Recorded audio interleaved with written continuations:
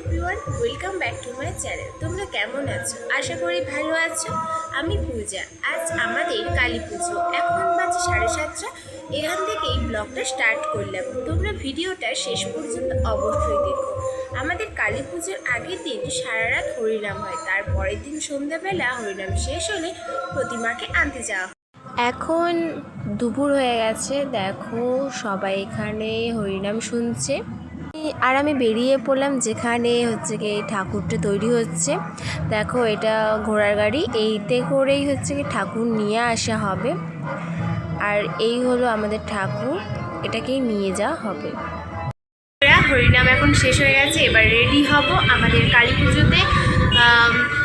ছেলেদের জন্য গেঞ্জি করেছে এবং মেয়েদের মানে আমার বলতে যেমন মেয়েরা আছে তাদের জন্য কুর্তি করেছে, আর বৌদিরা জন্য শাড়ি করেছে, সব লাল কালার। চলো এবার রেডি হয়ে নিই, রেডি হয়ে দেখা হচ্ছে। এই কুর্তিটা আমাদের পুজো কমিটি থেকে দেওয়া হয়েছে মেয়েদের জন্য। ধরনের ড্রেস পরা হয়ে গেছে, এবার পুরোপুরি রেডি হয়ে তোমাদেরকে দেখাচ্ছি।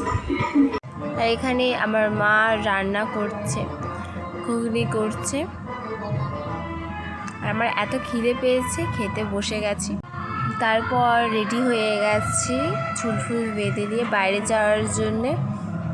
তো এখানে বিছানা ভর্তি মেকআপের জিনিস ছড়িয়ে ছিটিয়ে রাখা হয়ে গেছে।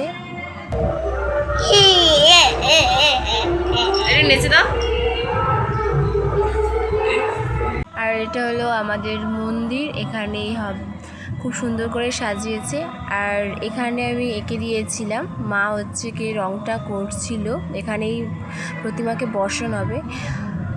আর চলে এসছে আমাদের ঠাকুর খুব কাছাকাছি, আর ওপারে সবাই হচ্ছে কি ডান্স করছিল, খুব আনন্দ করছে বক্সে।